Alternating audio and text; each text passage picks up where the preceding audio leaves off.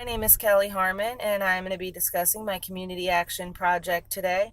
The first section I'm going to discuss is the target population and information about my community. The community I chose is my hometown of Burlington, Kentucky. Its population is 15,926 people. It's located in northern Kentucky with a lot of well-known surrounding cities, including Florence, Oak Brook, Hebron, Union, Ellesmere, and Erlanger. Burlington is 91.2% white, 3% Hispanic, 1.5% black, 52% are women, and 48% are men. The average age is 35 and a half years. This area is mainly Republican, with 68% voting for Donald Trump in the election.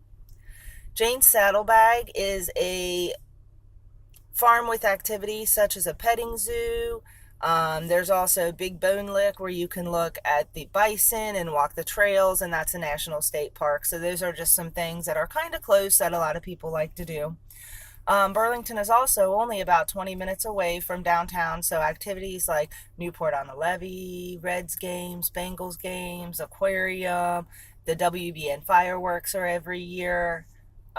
And then in the other direction, about 45 minutes away, you have Perfect North, where you can snowboard and ski and tube and all kinds of fun stuff. So we do have a lot of things to offer, even though it's not in the general area. It's really close by. There's also Kings Island and Mason, which my kids like a lot. It's a really popular amusement park with roller coasters and all the fun, scary rides that you would expect from everywhere else.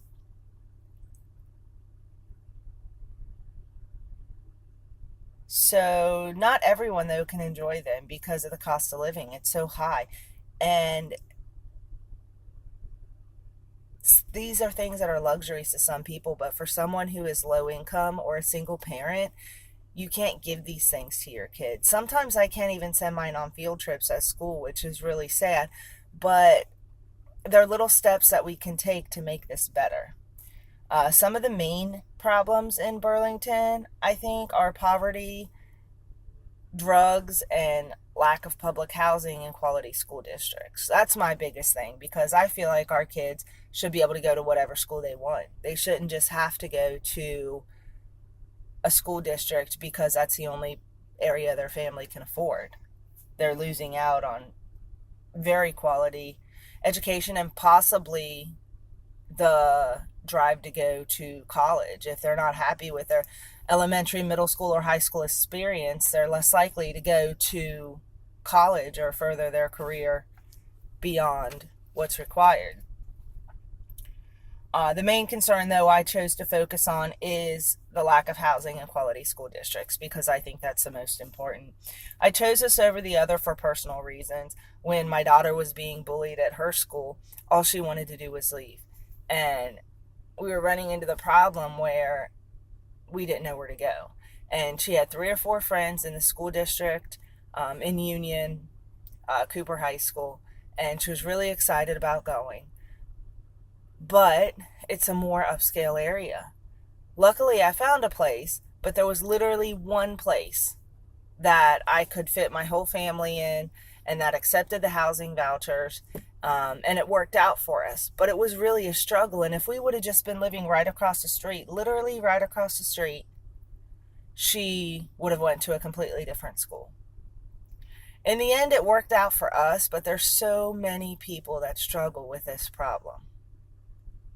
And I feel like all landlords should accept housing vouchers. I don't understand why they don't. You automatically get your rent. You don't have to worry about people dodging you. I know they have their portion, but you're at least getting a guaranteed rent. So I just don't understand why everyone doesn't accept them. So some of the risk and preventative factors, there's 2 risk factors that I chose.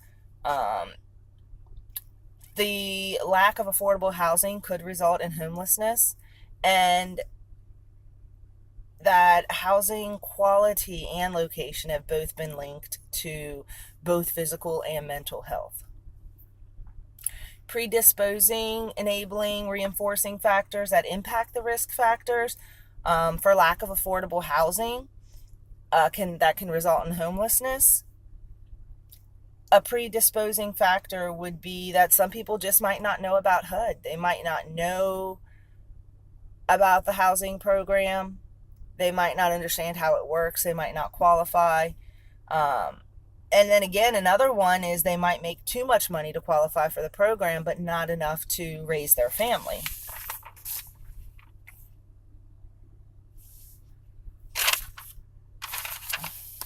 So that's always also a problem. Um, the reinforcing factor for this risk factor would be that the individual would just talk to somebody with more knowledge about their options and help guide them along the path that they need to be on. The second factor states that housing quality and location have been linked to physical and mental health. The affecting factors for this include financial stress or the fear of not being able to provide for your family, and that can cause individuals to become anxious and or depressed, because that's what you're supposed to do, is take care of your family. And if you can't do it, then it just makes you feel like a failure. It makes you feel like all those stigmas are true.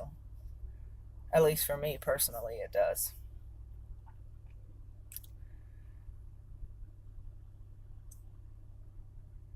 So that would be the predisposing. More individuals in certain area visit therapists than others. That's enabling. So clearly, if there's more people in a general area that are seeing therapists, then that area might not be as well developed. And so there might be more depression because of lack of resources. And it just all ties in together. And finally, for the reinforcing factor, low income housing and better locations could result in less individuals relying on antidepressant medications and anxiety medications. And that's just less prescriptions to take. I think sometimes the go-to is just to give you medication, but really you have to get to the core of the problem instead of just throwing medicine at it.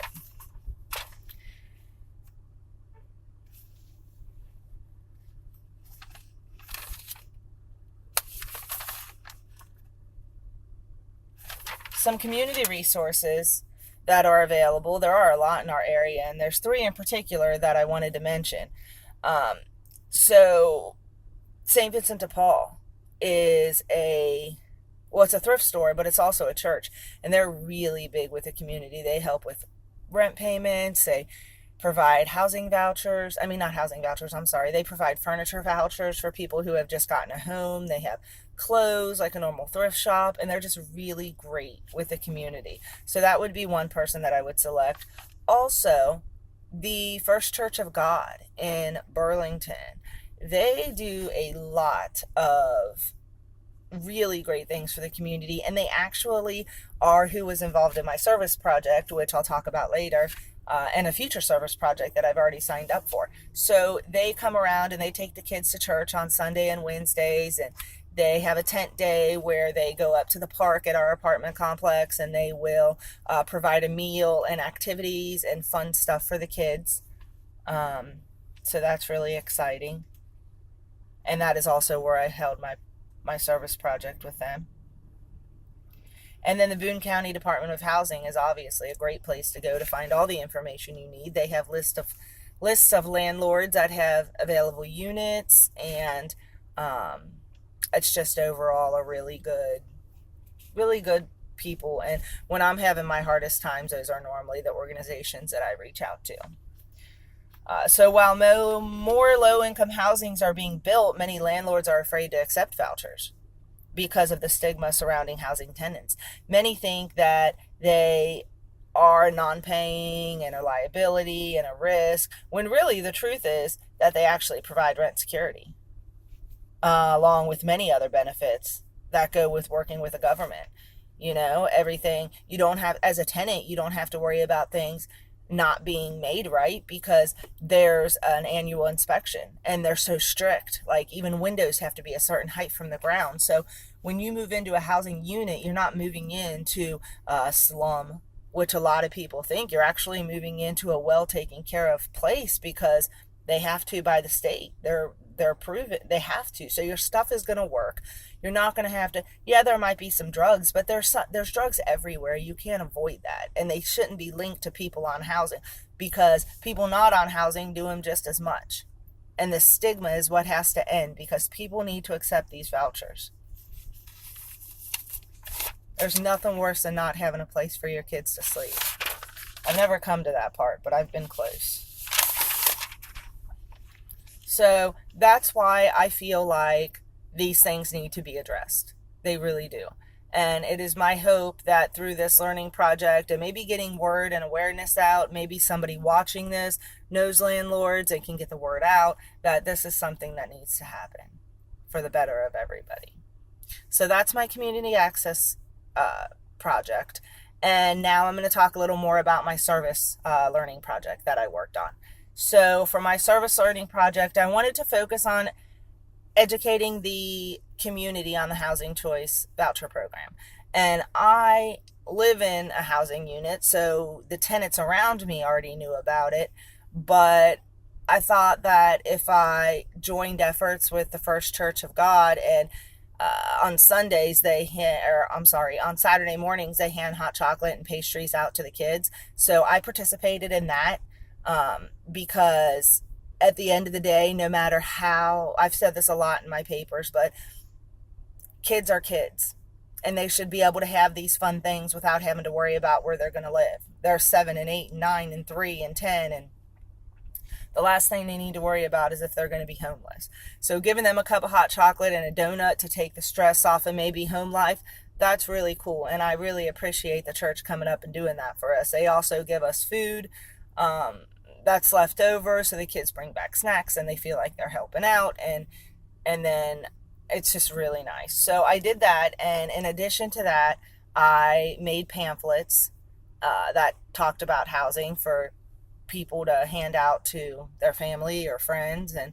I also wrote an email to 3 or 4 tenants, not tenants, but landlords and other apartment complexes that did not accept the vouchers.